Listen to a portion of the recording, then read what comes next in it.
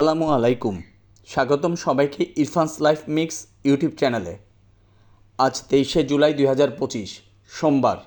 Dhaka stock এক্সচেঞ্জের বাজারে আমরা দেখেছি সূচকের শক্তিশালী ঊর্ধ্বগতি। চলুন বিশ্লেষণ করি আজকের পুরো ট্রেডিং সেশনটি এবং আগামীকাল অর্থাৎ 24 জুলাই এর জন্য আমাদের কৌশল কেমন হওয়া উচিত তা নিয়ে কিছু আলাপ করি।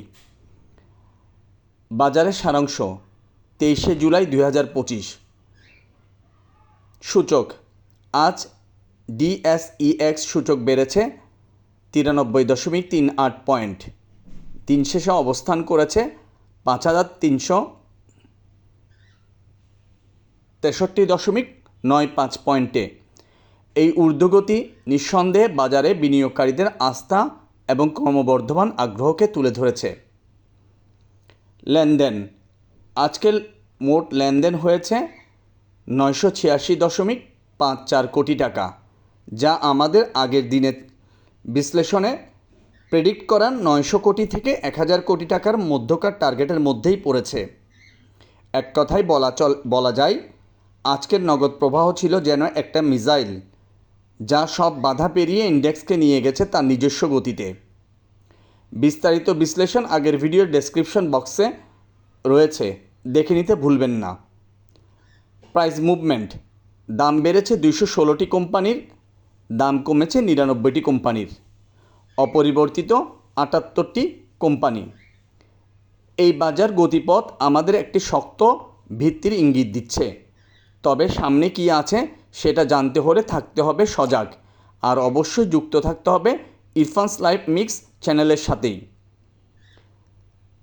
আসুন আলোচনা করি 23শে জুলাই 2025 লাইভ ট্রেডিং সেশনে আমরা কি দেখেছি। যারা গতকালের ভিডিওটি দেখেছেন তারা জানেন যে 22শে জুলাইয়ের বাজার নিয়ে কিছু গুরুত্বপূর্ণ পর্যবেক্ষণ তুলে ধরা হয়েছিল। গতকালের ইন্ডেক্স প্রেডিকশনে ভিডিওটি ছিল সাউন্ডলেস, সেখানে আমার ভয়েস দেওয়া হয়নি, তবে ভিডিওটি কেবলমাত্র পর্যবেক্ষণের জন্য শেয়ার করা হয়েছিল। দুঃখজনকভাবে আপনারা অনেকেই সেটা ভালোভাবে দেখেননি, কিন্তু সেখানে 5406 একটি গুরুত্বপূর্ণ ঊর্ধ্বগতির পয়েন্ট দেখানো হয়েছিল, যার মানে ছিল একটি শক্তিশালী স্পাইক, একটি দীর্ঘ জোরালো ক্যান্ডেলের গঠনের স্পষ্ট ইঙ্গিত। ভিডিওর থাম্বনেইলেই আরও তথ্য ছিল, লেখা ছিল নগদ প্রবাহ নামক মিসাইল সব কিছু গুড়িয়ে দিয়ে চলছে আপন গতিতে। বলা হয়েছিল বাজারে নগদ প্রবাহ এতটাই শক্তিশালী যে কোনো প্রতিরোধ লেভেলে ভেঙে সামনে এগিয়ে যাবে।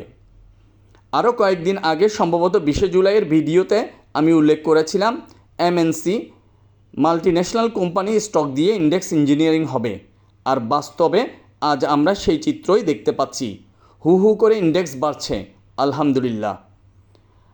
আসুন দেখি 24শে জুলাইয়ের লাইভ ট্রেডিং এ আমরা কিভাবে সিদ্ধান্ত গ্রহণ করতে পারি। 24শে জুলাই 2025 সম্ভাব্য বাজার প্রবণতা ও কৌশল। আগামীকালের বাজার যদি ঊর্ধ্বমুখী ধারা ধরে রাখতে চায় তাহলে প্রথমেই বাজারকে 5372 পয়েন্টের উপরে অবস্থান নিতে হবে। এরপরেও চ্যালেঞ্জ আছে, তা হলো 5388, এবং তার চেয়েও গুরুত্বপূর্ণ বিষয় হলো বাজার 5400 এর মানসিক বা মনস্তাত্ত্বিক স্তরে প্রবেশ করছে কি না, সেটার উপর রাখতে হবে তীক্ষ্ণ নজর। এরপর পর্যায়ক্রমে যেসব পয়েন্ট গুরুত্বপূর্ণ ধাপে ধাপে আমি তা বলছি, আপনারা পয়েন্টগুলো নোট করে নিন। 5408, 5412, 5435, 5450 এই ধাপগুলোকে চোখে চোখে রাখতে হবে। লেনদেনের ধারাবাহিকতাও অত্যন্ত গুরুত্বপূর্ণ। যদি নগদ প্রবাহ বজায় থাকে এবং ক্রয়চাপ অব্যাহত থাকে তবে বাজার আরও উপরের দিকে যেতে পারে। আগামীকাল সপ্তাহের শেষ দিন, সাপ্তাহিক দিক থেকে দেখলে বাজার বাড়ার যথেষ্ট সুযোগ রয়েছে, তবে এটা ধরে নেওয়া ঠিক হবে না যে আগামীকালই বিশাল স্ফলন হবে। তবে যদি বাজার 5454 পয়েন্টের উপরে ক্লোজ করতে পারে এবং নগদ প্রবাহের যোগান অব্যাহত থাকে তাহলে আমরা এক অনন্য উচ্চতায় পৌঁছে যেতে পারি। তখন বাজারে হাইপার ড্রাইভ অবস্থা শুরু হবে ইনশাল্লাহ। ছোট রেজিস্ট্যান্স কিন্তু শক্ত জায়গা, 5408 থেকে 5442 পর্যন্ত অঞ্চলটি তুলনামূলকভাবে কঠিন রেজিস্ট্যান্স জোন। তাই বাজার যদি ছোট ছোট ধাপে এগোতে থাকে তাহলে সেটা একটা শক্ত ভিত্তি, স্ট্রং বেস গঠনের ইঙ্গিত দেয়। অন্যদিকে যদি বাজার দ্রুত গতিতে উপরে উঠে তাও এক ধরনের বার্তা বহন করে। এই বিষয়টি নিয়ে বিস্তারিত আলোচনা করব সামনের সপ্তাহে। আসুন এবার জেনে নিই সংশোধনের সম্ভাবনা। এর আগেও বলেছি, বাজার যখনই বড় রেজিস্ট্যান্সের কাছাকাছি পৌঁছাবে তখন একটি স্বাভাবিক টেকনিক্যাল সংশোধন হওয়া খুবই স্বাভাবিক। এতে ভয় পাওয়ার কিছু নেই, বরং এটাকে একটি পুনর্গঠনের সময় হিসেবে ধরে নেওয়া উচিত। যদি বাজার রেজিস্ট্যান্সে বাধা পায়, সাইকোলজিক্যাল সাপোর্ট লেভেলগুলো গুরুত্বপূর্ণ হয়ে উঠবে। 5350, 5300, 5250, 5200। টেকনিক্যাল দৃষ্টিকোণ থেকে বললে, যদি সংশোধন শুরু হয় প্রথম দিনেই সাপোর্ট খোঁজার চেষ্টা করবেন না, বরং লক্ষ্য করব আমরা এটা ইন্টারডে কারেকশন নাকি গভীরতম সংশোধন। এরপরও আশ্বস্ত করার জন্য বলছি, 200 মুভিং এভারেজে সাপোর্ট আছে 5129.70, 20 দিনের সাপোর্ট আছে 5015.30 এবং 50 দিনের মুভিং এভারেজের সাপোর্ট আছে 5063.20। যেহেতু সপ্তাহ শেষ, আমরা ইন্ডেক্স ওয়াচ করব আর লাইভ ট্রেডিং সেশনে টিপস অ্যান্ড ট্রিক্স নিয়ে আমি সবসময় আপনাদের পাশে আছি। বিনিয়োগকারীদের জন্য বিশ্লেষকের কৌশল ও পরামর্শ। সতর্ক অবস্থান নিন।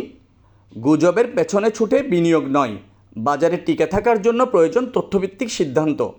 শুধু দাম বাড়ছে দেখে নয়, বরং ভলিউম ও মৌলভিত্তির বিশ্লেষণ দেখে শেয়ার বাছাই করুন।